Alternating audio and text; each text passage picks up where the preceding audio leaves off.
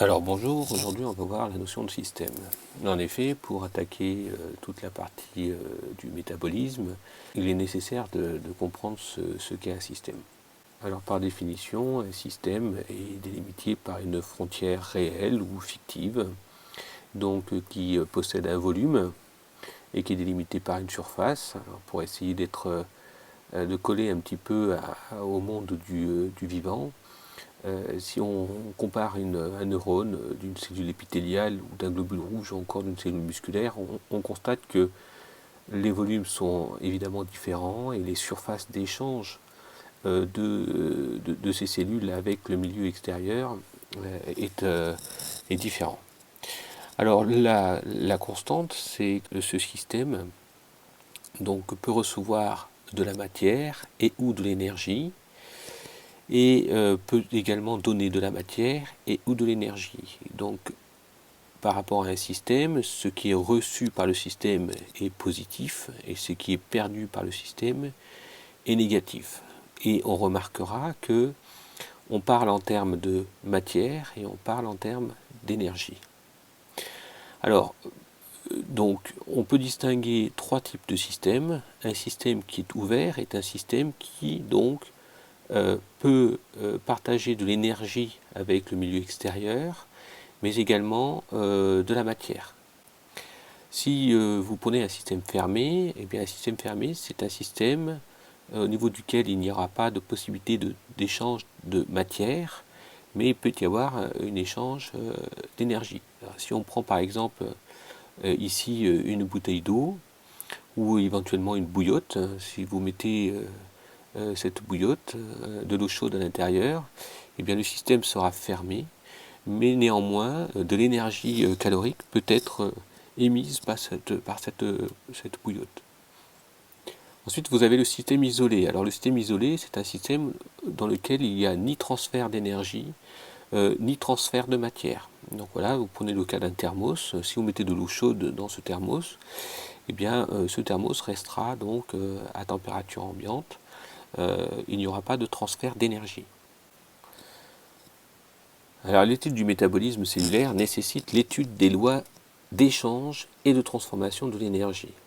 Alors cela signifie que on va dans un système qui est fermé, dans un tube à essai, donc c'est un système qui est fermé, on va placer un certain nombre de molécules, d'espèces chimiques qui sont susceptibles de réagir entre elles. L'idée, c'est de comprendre que dans un tube à essai, dans un système fermé, eh bien, je peux faire des réactions chimiques. Et je vais donc essayer d'en sortir un certain nombre d'informations, des propriétés particulières, et les transposer dans le monde vivant, c'est-à-dire transposer ces réactions dans la cellule, puisque ce sont des réactions qui ont lieu normalement dans la cellule. Mais les conclusions que j'aurais pu tirer d'un système fermé, eh bien on va les transposer dans le système qui est ouvert, comme le système d'une cellule. Et on va considérer que par extrapolation, eh bien, les conclusions que l'on aura tirées de l'analyse de systèmes fermés pourront être retrouvées dans un système ouvert comme celui d'une cellule. Alors en fait, il est ouvert, effectivement, parce que si vous prenez le cas de cette cellule, eh bien, les entrées dans ce système, c'est par exemple l'oxygène, c'est par exemple le glucose, et la sortie de la cellule, eh bien, c'est l'énergie chimique, c'est du dioxyde de carbone, de l'eau et de l'énergie qui en est libérée. Donc c'est par définition un système qui est ouvert. Alors si on conclut, eh bien, je rappelle qu'un système est délimité par une frontière réelle ou fictive, qu'il peut recevoir de la matière et de l'énergie, mais il peut également transférer de la matière et de l'énergie, et auquel cas on considère que c'est un système qui est ouvert. On va essayer de se transposer ça dans le monde de la biologie. Eh bien, dans une cellule, eh bien, on peut faire rentrer des nutriments. Ces nutriments peuvent subir un certain nombre d'événements comme l'anabolisme ou le catabolisme, et à partir de là, on peut émettre de l'énergie sous forme de chaleur ou une énergie mécanique par exemple, et par ailleurs, on peut également libérer des déchets.